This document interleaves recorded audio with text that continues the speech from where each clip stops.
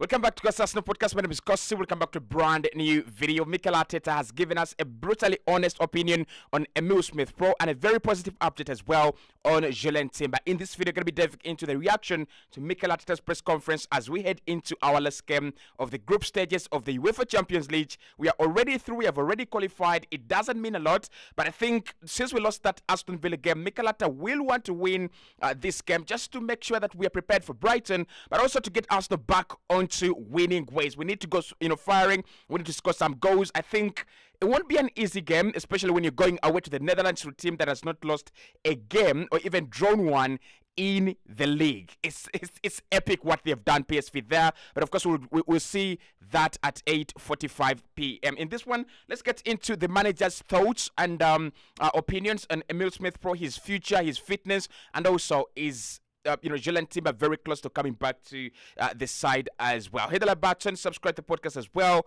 Let's see what the manager has been on about in his recent press conference. First and foremost, on Julian Timber's road to recovery, Mikel says he's doing really well. Obviously, he's going through a really significant injury, but he's flying, to be fair, at the stage he is at right now. The way he works every single day is incredibly satisfying to watch, but unfortunately, we are still going to miss him for a long time, as things stand at the moment.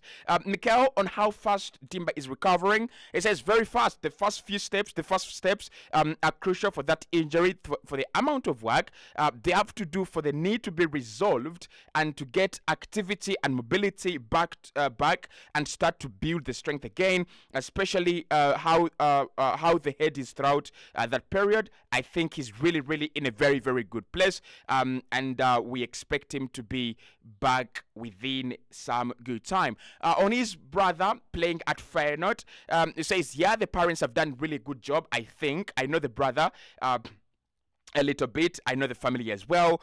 Really good footballers and two extraordinary kids as well. I don't know the rest because they're a big family, but congratulations to the parents.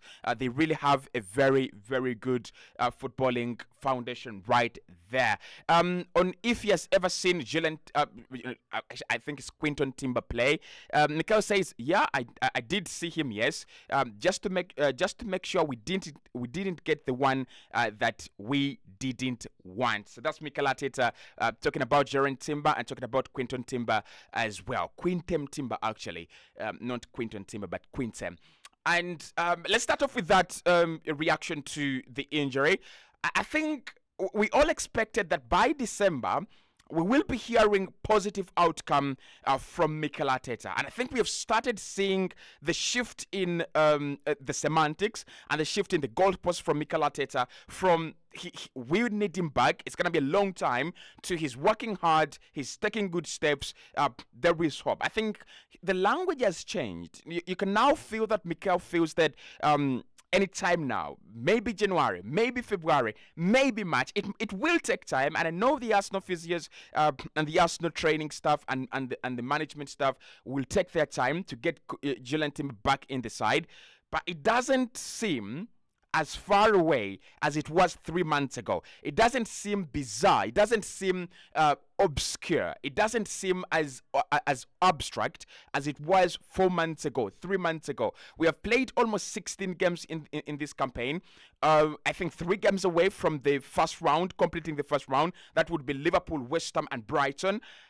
And I think by the time we play Manchester City, that is game day 30, Julian Timber could be back. By the time we play the quarterfinals, if we get there to the UEFA Champions League or even the semi-finals, I think Julian Timber could be a part of this team. And like I said, for me, a couple of months ago, he's going to be a crucial player for Arsenal. He's going to be a crucial member of this team.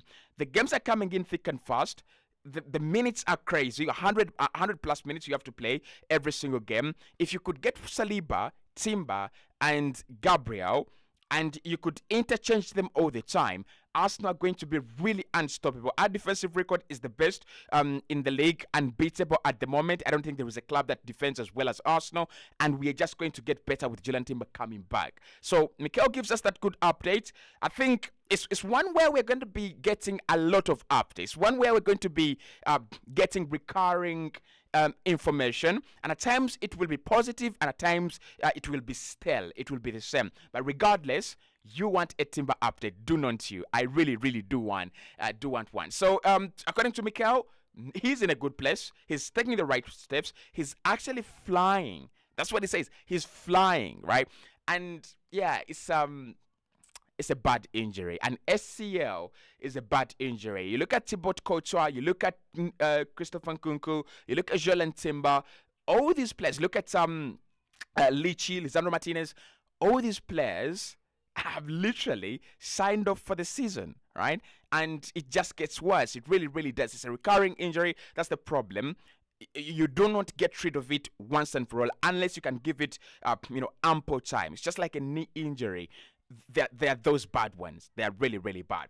Now, Mikel on Quinten Timber was asked about the midfield brother, who is the twin brother to Julien Timber, and he said, "I've seen him play, but of course we got the twin brother we actually wanted." So literally, what he was trying to say that I'm not really interested in Quinten at the moment, if that's what you're trying to ask. And I know this question was actually asked in light of the January transfer window, and it was asked in light of Arsenal, being in pursuit of a midfielder. Now, I'm not really going to say that I've seen Quinten play a lot of football at Feyenoord. They are flying Feyenoord, aren't they? But I've not really given them a lot of my time. But I really do promise you that in the last game of the UEFA Champions League, Feyenoord, I will watch them, and I'll be watching you to just see Quinten Timber. And of course, I'll give you an update on what the guy is like, what he plays like, whether he fits into Arsenal's philosophy. He might be a brother to Jurien, but he might not be as good as Jurien, because Jurien is, for me, in terms of being a wonder kid and talent, he's Bukayo Saka, Phil Foden levels, like that kind of talent that comes in once in a generation, and you can easily see it stands out. Jamal Musiala, Pedri levels. That is what Julien Timber is. And at 22, for him to be comfortably playing for the Netherlands and not even thinking about getting out of that side, it's remarkable. Purely remarkable. So, Quinten Timber, would I like him? I would like to have a midfielder, but I would really want to have a midfielder that satisfies me. Like Okan Kokchu at Benfica, if they can sell him, they've just bought him. If they can sell him, right, one summer in, I know they can. You could go for that guy because I can trust you, and I can trust him, and I can tell you. You can trust that signing. It would be a very, very good one. But let's dive into some of the other parts of Mikel Arteta's press conference. We've heard from what he had to say about Julien Timber. Mikel Arteta on them playing together at Ajax. It says, I know the whole story. Where they went first, where they moved as well. So look, he might be interested in Quinten Timber after all. And yeah, having two twin brothers, it has happened before in a Premier League team. The two Raphael brothers, I think, were they, Raphaels, right? Probably Raphaels, right? The two Raphael brothers at Manchester United, that wasn't really, the biggest of stories of twins. One, Raphael, who was a right back, was actually, really, really good. And the other one was, at times played as a left back, and it wasn't that good. But I would really love twins in the team. I've not supported a team that has twins. I think I've supported a team that has brothers, but I've not supported a team that has twin brothers in the team. On PSV this season, Mikel says they're really impressive how they play, the consistency, the way they are winning football matches as well. They've been extremely dominant, not only this season, but last season as well. And huge credit to the manager, the coaching staff, and players for what they've done. When you look at the record that they have here, it's incredible. So we are going to be we're going to have to really be good tomorrow in order to beat them. And yeah, I am scared a little bit about them. These guys, to put this into perspective, right? They have played more than 15 games in the Dutch Eredivisie. They have not drawn one.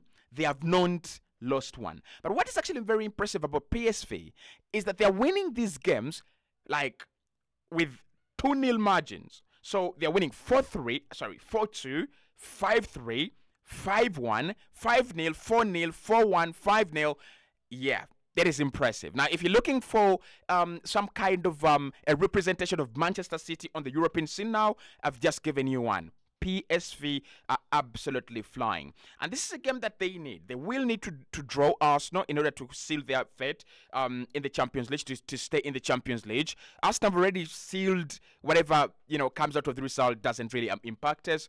We are already in the round of 16. We're waiting for the next victims for us to rip apart.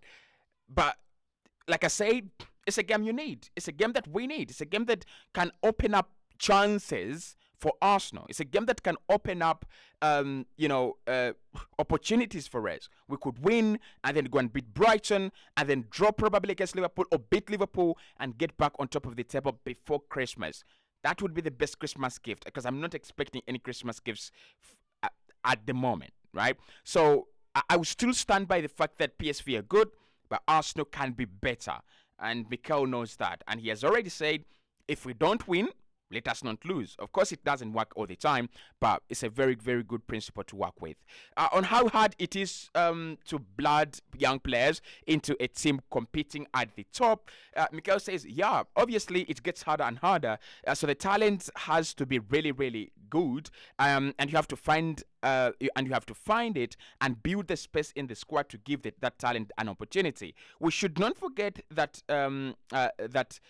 we should not forget that, because it's a big part of what we want to do, especially in the future. And especially when you have it, you cannot let it go. I think we have some good space and good talent to develop in this environment. Look, I think what Mikel has done is incredible. For you to take one of the worst flagging sides in the in Europe and turn it into one of the sides to beat in the Champions League now and in the Premier League now, it's incredible. No one talks about Arsenal's journey in the UEFA Champions League this season. Why? Even us, the fans. Why? Because we have just got the job done. Like, how many times, even under Arsene Wenger, how many times did we get into the last game of the season, of the campaign, of the group stage in the Champions League, and it's already job done? You remember those last games when we played Olympiacos and Arsene Wenger's Arsenal had to scramble for a point or scramble for a 3-3 draw and then qualify as second? Remember those games when we played in the group stages with Borussia Dortmund and Schalke 04, things like that. And we had to come second, and then we had to play Bayern. Because we had come second, we had to play Bayern, and we could get eliminated on an aggregate of 10 goals. I think that's not been really good. Like, we are on top of the group. We have already qualified. We are most likely to play. They are not underdogs, but underdogs in the Champions League. I'm sorry to use the word, okay? So I think, look, Mikel, in terms of his strategy, in terms of young talent and putting them together and giving them a chance, he's absolutely demolished it. On his experiencing, on him experiencing of transitioning into the first team at Barca, he says it's very difficult. The country was very, very different. I used to live in a room with bunk beds. There were 8 of us. There was Pepe Reina, the goalkeeper at Barcelona, Victor Valdez, Andres Iniesta, Thiago Motta, Carlos Puyo, and myself. So there was huge competition within a room already. We are all like little brothers living with each other, but the competition was fearless, and that's probably what it made. And that's probably what it made us after. So when you have to compete with other players, you are ready, but it's always even tough to put in the environment that is very close to what they find even in the future. On if you need to change, on if we need to change how we see academies, if selling players can also be considered success, because sometimes it's about timing as well and the competition that they have in their position. Some days you develop a lot of midfielders, then it is strikers, then you cannot really accommodate all of them. The club has to have the capacity to give a space to those players to go somewhere, and it has to be part of that strategy for sure. Yeah, I think we will sell. And I know this is a brutal question, and it's a brutally honest answer that is given there. You have to open up space for some players, and you have to open up yourself to a strategy that can sell. And literally what he's saying here is easy. that when someone comes in with 200 million for Saka, and you can reinvest that money in the squad, I'm sorry, I'm not going to say it. But if someone comes in with a lot of money for Tomiyasu, and you have Saliba, Ben White, Gabriel, Timber ahead of him, you've got to move him on, right? And that's what he's saying, that at times you'll have many strikers, at times you'll have many midfielders. At the moment, what do we have in abundance? I think we have many defenders, and you cannot accommodate all of them, right? I think Jakub Kiwior is going to be one for this one to watch for the future, but I won't be surprised if Kiwior goes to a club like Borussia Dortmund, or AC Milan, or a club like Atletico Madrid, clubs that will be willing to pay double what Arsenal paid for a player of his talent, right? It's the same thing with Tomiyasu. Arsenal spent around 20 million euros on him. If someone comes in with 40 million euros on him, or 45 million euros on him, I don't think Arsenal are going to be holding back. It's brutally honest, right? And you look at our talent, and you look at our strategy and the squad, we will sell at some point in time. I'm sorry. We will. Mikel Arteta on Emile Smith Pro and how he has dealt with his injury mentally. He says what he has been through is part of the experience of that 90%, 95% of footballers have to go through. That is difficulties, injuries, setbacks, and different kind of performances too. He's back now, and he can use that in a very, very powerful way. He will be a much better player. I think he's on the right path, and the way he's done his rehab is absolutely excellent. I haven't seen it like he's done it this time. I think you now have his teammates. You now see how his teammates reacted to him being back with the team, which is really positive, a positive thing as well. The more we can give him chances to play, the better he will be. So let's hope that's going to be the case. Again, a brutal opinion from myself. I do not think ESR is going to be ahead of Kai. I don't think he's going to be ahead of Vieira. And I don't think he's going to be ahead of Leandro Trossard. If he decides to stay, well and good. But if he decides to leave, I don't think anyone will actually blame him. I don't think anyone can blame Emile for deciding to, find his career somewhere else. And if he thought about resting senior players on Tuesday, it says we have 5 or 6 big injuries, so we are ready. We are already a bit thin. I don't know in a different context what I would have done. But as well, I want everyone together, and everyone together with the same mentality to win. I want to see in the tummy of the players tomorrow that although the job technically is done, it is not completely done. Our duty as representatives of Arsenal is to win every game, and tomorrow we need a big performance against a team that is going to make it very difficult, like they have shown in the past 2 years here as well. I wouldn't go so hard if I were Mikel. I wouldn't really go so hard on the players and this game. It's good to win. Like, it's always good to win. No questions there. But we are Brighton, and Brighton will always be Brighton. They are not. They're experiencing, kind of a dip in form. And it's a game that I expect Arsenal to go like 4 up, like beat Brighton like 4-0 or 4-1 or 4-2. I would want us to save our energies. So players like Kiwior, players like Edin Nketiah, this is the chance. This is the time. Ramsdale, this is the chance. If we can rotate around 5 to 6 senior players or key players, Kiwior probably comes in for William Saliba. Gabriel can stay. I really, really do like Gabriel these days that much. Ben can play in this one. If Tomiyasu is not available, we could have, Alexander Zinchenko in midfield. If we can rotate Declan Rice and play Jorginho, that would even be better. Kai has to play. Odegaard has to play. They've got to raise their levels and standards. There's no question about that. Then Reece Nelson, probably. But of course, if you want my starting 11, then you've got to watch the next video. Hit the like button. I'll see you right in the next one.